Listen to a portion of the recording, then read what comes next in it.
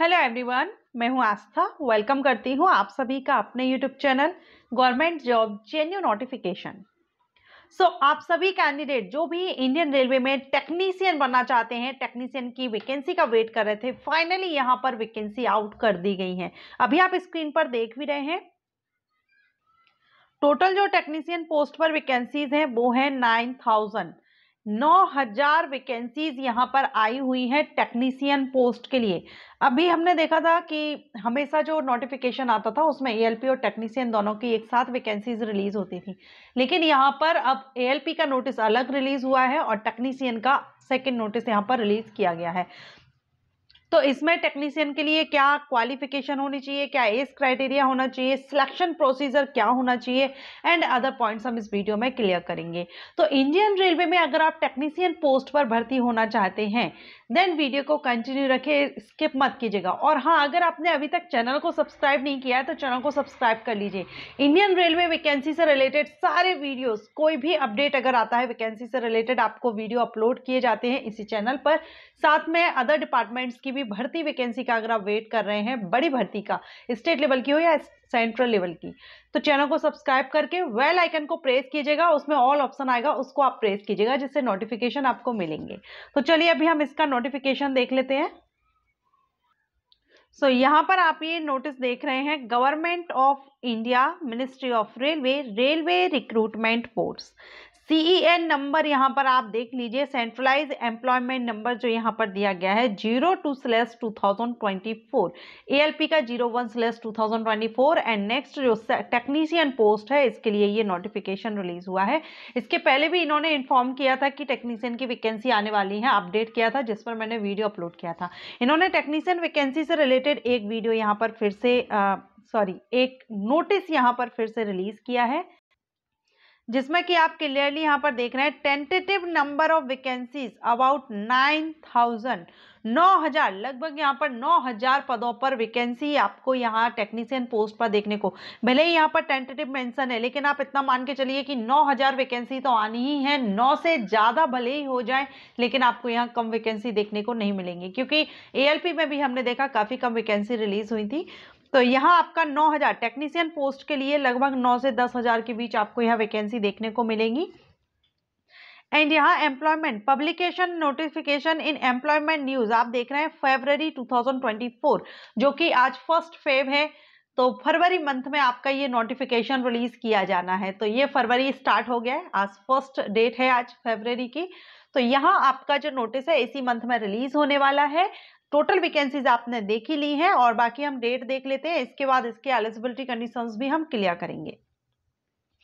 Submission of online application आप मार्च या अप्रैल से, क्योंकि अगर हो सकता है कि एम्प्लॉयमेंट न्यूज़पेपर में आपका फरवरी लास्ट तक अगर आता है तो अप्रैल से आपका अप्रैल टू मार्च टू अप्रैल में आपके यहाँ ऑनलाइन एप्लीकेशन स्टार्ट हो जाएंगे। ठीक है, तो 1 महीने तक का आपको टाइम मिलेगा अप्लाई करने के लिए, तो यहाँ आप कर सकेंगे मार्च से अप्रैल तक। एंड इसमें the computer based test CBTs are tentatively scheduled to be held between October and दिसंबर।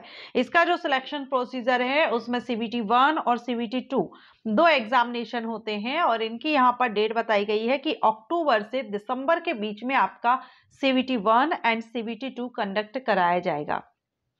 ठीक है, नेक्स्ट है short listed for document verification. अब CBT 1 और CBT 2 के बाद जो कैंडिडेट सिलेक्ट होते हैं उनका फरवरी 2025 में यहाँ पर डॉक्यूमेंट वेरिफिकेशन होगा। एंड यहाँ साथ ही नेक्स्ट जो वैकेंसी, नेक्स्ट ईयर की जो वैकेंसीज रिलीज होंगी उसके बारे में भी अपडेट दिया गया है। इसी तरह से ALP में भी इन्होंने अपडेट दिया है न्यू नोटिस रिलीज करके कि ALP की जो वैकेंसी है वो जनवरी 2025 में न्यू नोटिफिकेशन रिलीज किया जाएगा। एंड ये जो ALP की भर्ती है ये दिसंबर लास्ट तक कंप्लीट कर ली जाएगी। इसी तरह से यहाँ पर इन्होंने टेक्नीशियन के बारे में भी बता दिया है कि नेक्स्ट जो यहाँ पर साइकिल रहेगी, recruitment to the post of technician in provisionally plan for issue in April. Plan किया जा रहा है कि अप्रैल 2025 में इसका नोटिफिकेशन रिलीज किया जाएगा। मैंने कल भी आपको बताया था कि जिस तरह से इनके नोटिफिकेशंस रिलीज होंगे, आप नेक्स्ट ईयर इंडियन रेलवे की वैकेंसी का उसी मंथ के में या 1-2 मंथ आगे हो सकता है, एक आध मंथ में आपको नोटिफिकेशन देखने को मिलेगा। क्योंकि अब इंडियन रेलवे में हर साल भर्ती का अपडेट आया था, जो कि मैंने आपको वीडियो भी अपलोड किया था, आपको इन्फॉर्म किया था। क्योंकि काफी कैंडिडेट इंडियन रेलवे में जॉब चाहते हैं, लेकिन कई तो ऐसे होते हैं कि 3 से 4 साल का जो गैप लगता है भर्ती में, उसके कारण एलिजिबल नहीं रहते हैं। तो यहाँ अब इंडियन रेलवे की तरफ से ये भी क्लियर कहा गया है कि हर साल आपको भर्ती आएगी। और आप देख भी रहे हैं, जैसे जैसे नोटिफिकेशन रिलीज हो रहे हैं उनके साथ ही ये अपडेट भी दे रहे हैं, नोट भी मेंशन करके दे रहे हैं कि नेक्स्ट ईयर की वैकेंसी आपको किस मंथ में देखने को मिलेगी। ओके, तो टेक्नीशियन के लिए अभी इन्होंने 31 जनवरी 2024 को इवनिंग में इन्होंने ये अपडेट दिया है, ये नोटिस आया था। इसके बाद अब हम इसकी एलिजिबिलिटी कंडीशंस देख लेते हैं। देखिए, यहाँ हम देखेंगे जो टेक्नीशियन पोस्ट है इंडियन रेलवे में, इसके लिए एज क्राइटेरिया क्या रहेगा। आपको यहाँ पर छोटा दिख रहा होगा, क्लियर आपको नहीं दिख रहा होगा, तो मैं आपको यहाँ पर बता दूं। जो एज क्राइटेरिया है वो 18 से 28 साल 18 टू 28 ईयर यहाँ पर अनरिजर्व कैटेगरीज के कैंडिडेट के लिए एज रखी गई है। अब यहाँ पर हम ये जो एलिजिबिलिटी क्राइटेरिया देख रहे हैं, ये प्रीवियस नोटिस के हिसाब से देख रहे हैं, लेकिन आप यहाँ पर ये मान के चलिए कि जो अनरिजर्व कैंडिडेट हैं, जो रिजर्वेशन नहीं मिलता है, अनरिजर्व कैंडिडेट हैं, वो भी यहाँ पर आवेदन कर सकेंगे। और मुझे ऐसा लगता है क्योंकि एएलपी का अभी मैंने आपको बताया था कि एएलपी में एज रिलैक्सेशन दे दिया गया है 3-3 साल का सभी कैंडिडेट के लिए। तो ऐसे में टेक्नीशियन पोस्ट के लिए भी आपको एज रिलैक्सेशन मिलेगा, डेफिनेटली मिलेगा, पक्का आप मान के चलिए इसमें आपको एज रिलैक्सेशन मिल जाएगा। तो एज आपकी 18 से जो अनरिजर्व कैंडिडेट है उनकी 18 से 28 तो प्रीवियस रखी ही गई है, लेकिन अगर इसमें आपको रिलैक्सेशन मिल जाता है तो 3 ईयर का आपको रिलैक्सेशन मिल जाएगा। तो अनरिजर्व के लिए जो एज है वो 18 से लेकर के 31 हो जाएगी।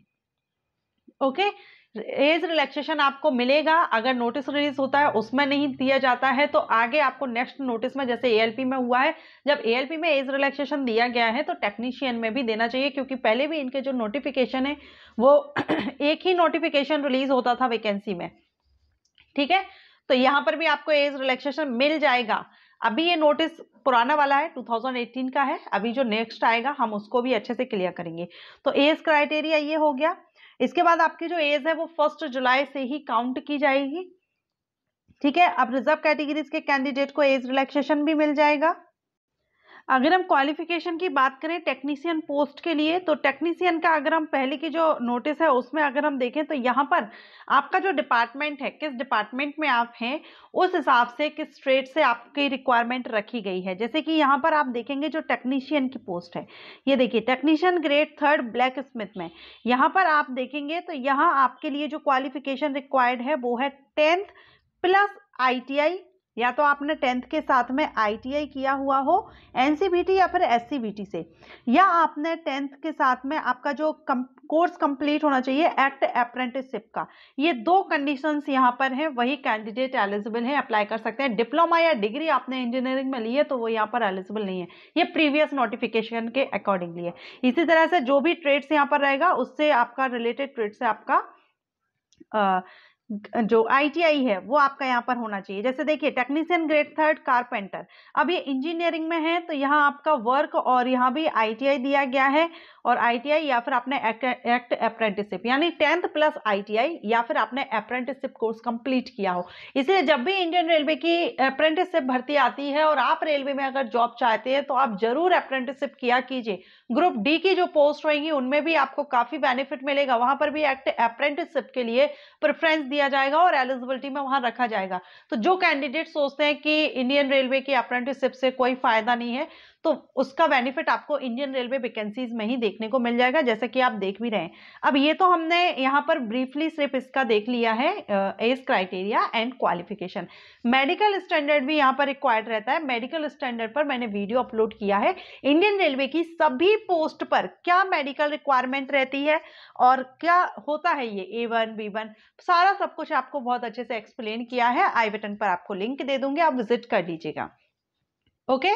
तो सिलेक्शन प्रोसीजर में आपका CBT 1 CBT 2 होता है, और CBT 1 CBT 2 यानी जो एग्जाम पैटर्न है, जो सिलेबस है, इस पर मैंने बहुत से वीडियोस अपलोड किए हुए हैं ऑलरेडी प्रीवियस नोटिफिकेशन के बेस पर, इसलिए मैं अब इस बार फिर से आपको न्यू वीडियो अभी अपलोड नहीं करूंगी। न्यू वीडियो आपको तभी देखने को मिलेगा जब इसका नोटिफिकेशन, डिटेल नोटिफिकेशन रिलीज होगा, तब मैं आपको इसका न्यू वीडियो अपलोड करूंगी, इसके सिलेक्शन प्रोसीजर और सिलेबस को लेकर के। ओके। अब अगर आप एक आइडिया लेना चाहते हैं किस तरह से होता है, तो मैंने वीडियो अपलोड किए हुए हैं 2018 का जो नोटिफिकेशन था उसके बेस पर, तो आप आई बटन या प्लेलिस्ट मैंने चेक की हुई है इंडियन रेलवे जॉब प्रोफाइल, तो आप उसको विजिट कर लीजिए या आप सर्च कर सकते हैं, तो आपको वीडियोस मिल जाएंगे।